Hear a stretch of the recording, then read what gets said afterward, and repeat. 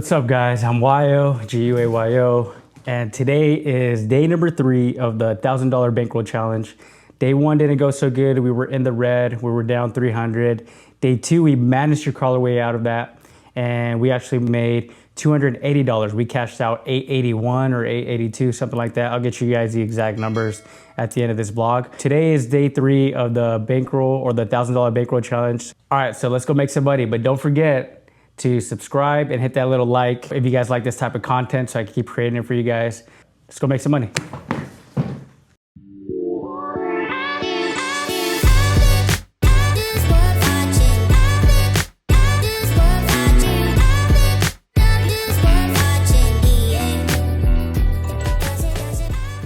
All right, guys, so we're on our way now to go play poker. A couple rules today are, I think I'm only gonna play 3 hours max. No, you know what? I'm not gonna give myself a time limit, but I am gonna limit myself to 1 buy and 1 bullet, $300. So just to keep that in mind, I wanna say that on videos so I visualize it and actually do it, because usually on the weekends I just keep rebuying. If I do end up going pretty deep, if I do end up getting stacked or something, I'll just rebuy. That's just dumb because we talked about this before and it hurts your bankroll. So protect your bankroll, guys. That's very important if you want to be a winning player in poker.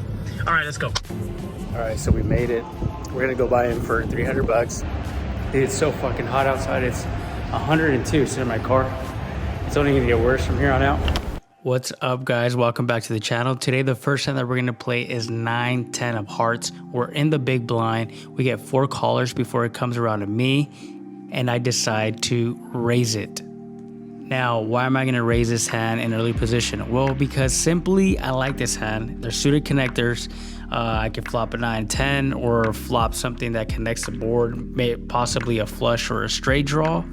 Also, I don't only want to raise in early position with premium hands. I feel like if you do that constantly, you're only raising with premium hands in early position, well, you become too predictable. And the name of the game, at least for me, is to be as unpredictable as possible. Now let's look at the flop. The flop comes 7, ace, jack, rainbow. It checks all the way around before the turn comes, and it's an 8 of clubs. We smash the turn, we smash a straight. Now there's a possible flush draw out there on the river, but I know we're good here. Obviously, 1000% of the time we have the nuts at the moment, and we got C7 who leads out for 15. I repop it at 35 under the gun +1 folds. I wanted the guy to continue on C7. He ends up folding. We take the pot down. We wanted a little bit more action, but we're happy with the pot, so let's move on to the next hand. All right, next time we just had to play is pocket 6s. We are in under the gun +2 early position. I raised it at 15. I probably should have raised it more to get more people out, but we get a few callers. But right in the window comes a 6. The flop is 7, 6, 10 rainbow. We flop a set. We're gonna go ahead and check here to entice somebody to try to bluff it, or maybe they hit a 10, hopefully. I know there's a backdoor straight draw, but I'm not too worried about that right now. So I just end up smooth calling the button who bets out 10. The turn comes a queen of hearts, and there's $79 in the pot now. So I go ahead and check here. Late position checks as well. The button ends up bidding 40. Now the pot is $119. So I go ahead and call here. Now the pot is 159. Late position folds, and I want this guy to continue betting it. So the river comes a 5 of hearts. I check one more time, and yes, he takes another stab at it, but we can only call because there is a flush draw that got there. There's a straight draw that got there. We're not worried about those, so that's why we snap call, but we also can't raise for the possibility of him actually hitting those. So we just collect the pot and move on to the next hand.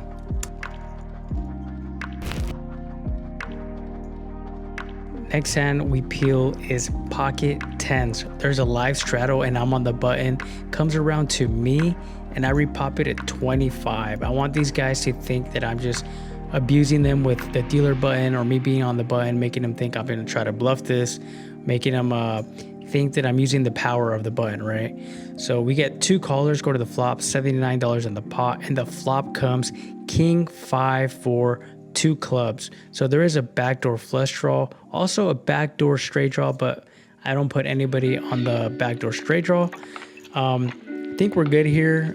good percentage of the time. So I lead out once it checks to me for $35. The pot is now $114. This guy does not want to let it go. He calls at 35 bucks and C9 ends up folding. So we're looking at heads up going to the turn. The turn is a queen of diamonds. He checks to me and I check back. But do you really check a king or a queen here with 2 flush draws? I don't think so. So we go ahead and check. The river comes a deuce of clubs. There's $149 in the pot. Under the gun, thinks about it for a little bit before he checks to me. I check back just in case there is a flush draw or he hits the flush on the river, but he didn't. Our pocket tens are good and we take it down. I wanted to bet it, but there was just a small chance that he could have a king or a queen. Never really the flush, but it did get there, so I check back. Next time we look down at is ace king of diamonds. We got big slick. We're in late position, so I raise it to 16. The button folds. Small blind calls me for 16. There's $36 in the pot, and the flop comes 10 deuce ace 2 hearts. We flop top pair. We got top kicker. He checks it. I check back. I want him to bet out. The turn comes at 8 of spades. He thinks about it for a second before checking. I can't check again, so I'm gonna go ahead and bet out here $20 just in case he has a piece of it, and he folds. I'm not sure if he's a little tilted, but he's been trying to play a lot of pots that I'm in. All right, next time we look down at is pocket threes. So we are in late-ish position. Guy on my left makes it 15. The button folds, comes around to the player on my right who is in middle position. He makes a call, and I'm just going to smooth call, hoping to set mine here and hit our card on the flop.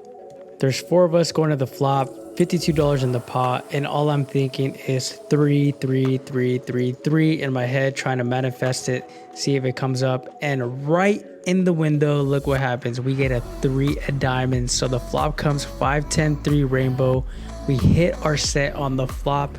Of course, we're going to check. We're going to check because we want the original raiser or pre-flop raiser to continue his betting. The pot is now $134 once it gets around to me. I decide just to smooth call here because I don't want to scare these guys out. The turn comes a 4 of hearts. Now there is a possible straight draw developing here on the river.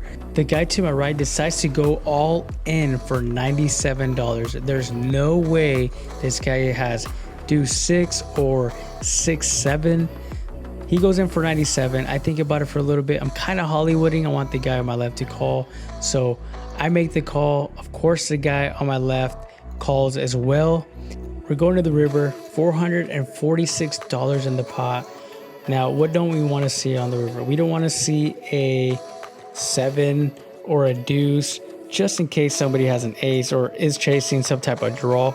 It's hard to be losing here in this spot versus these 2 players. This guy just shows me pocket aces on the left, so we're way ahead of them. We obviously don't want to see a deuce or see an ace. The guy on the right ends up showing us his hand. He has pocket 5, so we both flopped this set. It was set over set. Pocket aces versus pocket 3s versus pocket 5s. He smokes both of us on the flop. Unfortunate for me, it was a cooler. Also unfortunate for the pocket aces, but hey, he gets $50 back because we got aces crack promotion. So he gets a little something, I get a lot of nothing, and we move on to the next hand. All right, so this next hand we're gonna play is 4 deuces spades, and we're on the hijack. We get a few boulders, but it comes around to me. It's still only 3 to go, so I make the call. The button calls and the small blind calls. So there's $19 in the pot. I'm hoping for a 4 deuce, some spades, or a low flop, so I can continue here. And the flop ends up coming 9, 10, jack, 2 spades. So we have a backdoor flush draw. We need any spade to complete our flush, but there is a possible straight draw. If somebody call me with like an 8 or a queen, then they're going to be open-ended and most likely call. So it comes around to me. Somebody checks out a turn, comes back to me. Again, I make it 15. The button folds, small blind calls, and everybody folds. So we're going heads up, going to the turn. And the turn is a 4 of diamonds. There's $49 in the pot. Small blind checks to me. We just hit a 4. So I'm going to go ahead and bet out here, kind of bluffy, but kind of not, because we have the 4, we have a pair. So now any 4, any deuce, or any spade on the river, it's most likely gonna win this hand. The small blind ends up calling, and he could have something like a jack, ace jack, king jack, queen jack. The river comes a 5 of hearts. I break out, I don't hit anything, so now we're dead to the jack. He ends up checking to us. We're going to continue the bluff here, something rather smallish. I only bet 50, and we get lucky because he ends up folding. He said he had an 8, so he was on a straight draw, open-ended, and we ended up taking this pot down. All right, next hand we have ace 9 of spades. We have a decent hand. We decided to just call here. There's another one of these family pots, $19 in the pot going to the flop, and the flop comes 5 ace 6, 2 diamonds, backdoor flush draw, but we're not worried about that. We have an ace. We're gonna go ahead and check it, see if somebody wants to get funny and bet it. The turn comes a 9 of diamonds, so we do hit 2 pair, but there is a flush draw that just got there if somebody had 2 diamonds in their hands on the flop. Under the gun leads out for $15. I repop it at 30, and right here I'm gonna find out if somebody is now on a flush draw or they just hit it. We end up just getting a call from the player on the left. The player to his left thinks about it for a little bit before folding, and it comes to the guy in seat number 9, and he ends up folding as well. He could have just called for $15 more. I think he was just trying to steal the pot. The river is a 4 hearts. There's $94 in the pot. I think we're still good here. There's $120 in the pot, and I'm gonna do the lamest job of pot controlling, and I bet out $13. So if he repops it here, I'm gonna have to really think about it. Does he really have a flush, or does he have a set, or did he make a straight on the river? Who knows? But he ends up only calling, and we turn around the ace 9, and we are good. He was being sticky with the 9, 3 of hearts. He literally just called me with a 9. So see guys, sometimes it does pay off to have the image of a looser player. Next hand, we look down at everybody's favorite hand. We have pocket rockets. We're in late position. I'm gonna raise it to $17, hoping to only get 2 or 3 callers, because as you know, it gets a little sketchy once you get more, and your chances of winning with aces or getting them cracked is higher. So let's make sure it's only 2 or 3 people, and that's exactly what we get. It's 4 people going to the flop, including myself. There's $72 in the pot, hoping that the flop comes and it's complete garbage. I don't want to see any straight draws. I don't want to see any flush draws. We're hoping for a clean flop and run out. But as soon as we say that, the flop comes 5, 7, 8, 2 clubs. So there's a backdoor flush draw, backdoor straight draw. We're going to go ahead and bet out here just in case somebody does have one of those draws. I want to see who has it. So if the turn comes something that's irrelevant, I can go ahead and blast it. Or if it's just one person, then I can kind of just slow play a little bit with caution, obviously. So I bet out for 45. We get a caller from the small blind. The turn comes a 5 of hearts. Now, if somebody does have like something like 7, 8, I just counterfeited the shit out of them with the 5 on the turn. So I'm not worried. This guy's playing a little looser. He's a little bit on tilt. He's been losing hands to me. So I know he's trying to get a little reckless here. I make it $60. He calls $60, but we are ahead a lot of the times here. The river comes a 5 of diamonds. We boat up 5s full of aces. We are not going to check back. We're going to bet it. If he has a 5, congratulations. We bet out 100 and he folds. So we take this pot down and we continue this good run. We show our hand because there's a promo, also a high hand promo. So anytime you have a full house, you show it, and if your hand wins for the top of the hour, you get like 50 or $100. Next hand we look down at is 8-10 offsuit. There was a straddle, comes around to me. I'm just gonna call here, hoping to get like a straight draw or something like that. The button calls, small blind folds, and the big blind folds. So now we're gonna go to the flop. There's $34 in the pot. Like I said, we're hoping to hit some type of draw or hit top pair or hit 2 pair. You know, we're just gonna see and play this how it goes. And the flop comes 9, 7, 6, 2 spades. We flop the nuts. And now we're thinking about how we want to continue with this hand. Are we going to slow play it? Probably not, because there is a flush draw. You got a player in early position that makes it 15. Player to his left calls 15, comes around to me. I'm going to do a very small raise, like a min raise. Make it 32. Now there's $96 in the pot. The button thinks about it for a second before folding. Now gets back to early position, call, and the player to his left also calls. So there's $130 in the pot going to the turn. The turn is irrelevant. It's 3 of clubs. It checks around on me, and now I got a decision to make. Am I gonna slow play this and risk somebody hitting their flush draw? Well, I definitely don't want that to happen. So it checks around on me, and I make it $65 before getting snapped by under the gun. Player to his left also calls. So what can they possibly have here? A spade draw? That's probably the most obvious. Or they can also just be chasing a straight. They have something like an 8 and they're trying to hit a 10 or a 5 to complete their straight. But I'm not worried about that right now. The river comes a jack of hearts. If anything, I just improved. Nothing changes here. Checks around on me. I'm going to go ahead and go all in. Under the gun thinks about it for a second before he goes all in, and the player to his left also goes all in for less. So the pot is going to balloon to $517, and the only thing that can really call me here is 2 pair, maybe a set, and a jack on the river, and that's exactly what happened. The player in seat 7 shows us she was open-ended and hit a jack on the river. That's why she called. The other guy had 2 pair. So we gladly take this pot down, $517 in our pocket. Not really, but in our stack now. And we're hoping for this good run to continue here to finish this session. And hopefully, just hopefully, we hit our bankroll challenge of $1,000 in profit. Next hand we look down at is Queen 9 of Hearts. It's a pretty hand. It's suited connected. Not literally, I guess it's suited 2-3 gapper or whatever you want to call it. I just feel like you understand what I'm saying when I say suited connected. They're close enough. We can make a straight, we can make a flush. So we end up just calling here.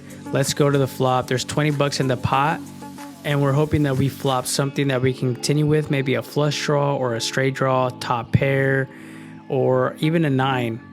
But the flop comes, it's deuce, jack, 6, all hearts. We flop a flush. We're going nowhere. We have the 3rd nut flush. It checks around to me, so I'm gonna go ahead and bet out here $18. The pot is 42 bucks, and we don't want to see another heart. We're hoping everybody just folds here and we take down this smallish pot, but we end up getting called, and the pot now is 105 bucks going to the turn. We do not want to see a heart, and turn comes a 3 of diamonds, so that's good for us. A bigger flush didn't get there yet, at least. Ace or a king of hearts. If somebody has a smaller flush, then I don't care if they are chasing, but usually it's going to be like a king or an ace a lot of the times. So I go ahead and I bet out here $45 in the turn. Now there's $105 in the pot. The guy to my left is thinking about it for a little bit before deciding to make the call, and the button also thinks about it for a split second, but ends up making the call as well for 45 bucks. So now there's $195 in the pot going to the river. Again, we're hoping for no heart, and the river comes at 3 of clubs. So the board does pair. Another card I kind of didn't want to see. I did not want to see this board pair, just because these guys could be chasing with a flush draw or like a flop 2 pair or flop set. So if they do have a set on the flop, now they just boat it up. I check, the guy to my left checks, the button ends up betting out 100, and for some reason it just feels like a boat every time. But I'm gonna have to call here. I flopped the flush and live with the consequences, whether he has a bigger flush, somehow he flopped a bigger flush, or he ends up getting a boat. So we call here and he takes it down. He ends up making the boat. He flopped a set of 6s and he was chasing the whole way. So congrats to him, and he takes down this pot. And now we move on to the next hand. All right, so now we have pocket aces again. We got pocket rockets, everybody's favorite hand. It gets to me. I make it 16 bucks to go, hoping for somebody to re-raise so I can 4-bet them, or you know, possibly play them really slow, but ends up being 3 of us in the pot, and the flop comes queen, 9, ace, 2 diamonds. We flop a set with aces, and we are going to be good here. Now look at what the small blind does.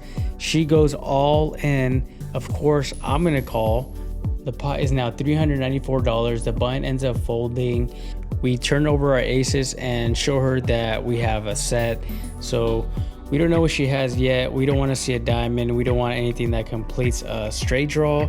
The jack gets there, but she braked out. She missed. I think she just had a king, queen, and that's no good. So we take down the pot and we can move on to the next hand. Next hand, we have ace, 8 of diamonds. I'm on the button. Comes around to me. There's $7 in the pot. I just had to raise it since I'm on the button. I make it 16 to go, hoping to get only 1 or 2 callers. The big blind ends up going all in for 63 bucks. It folds all the way around to me. I decided to make the call since I'm already invested 16 bucks. And we're gonna go ahead and see the flop turn and the river. There's $133 in the pot. Hopefully we can take down this hand since we're nearing the end of this session. This player is a little tight, so I know he probably has a pocket pair. So we're hoping to hit an ace or even an 8. I don't think an 8 might be good enough though. The flop comes 7, deuce, 5. 2 clubs, the turn is a 4, and the river is a jack. He shows us pocket jacks, and that's going to be the last hand of the session.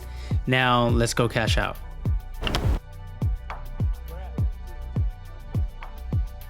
All right guys, so we are done with today, the 3rd day of the Bankroll challenge. Yesterday we profited $282. Today we bought in for 100 big blinds, 300 bucks, and cashed out $1,001. So we have officially hit our mark of the $1,000 Bankroll challenge. We are at $1,003 officially. So tomorrow I'm going to play some cash. I'm not going to do the Bankroll challenge until next week, but I will be posting some cash sessions. Okay guys, so you guys like this type of content, do me a huge favor, hit that subscribe button, hit that like button, leave some comments, let me know about how shitty I play. I don't care. It's all fun and games really, right? But remember, protect your bankroll always. See you guys next video.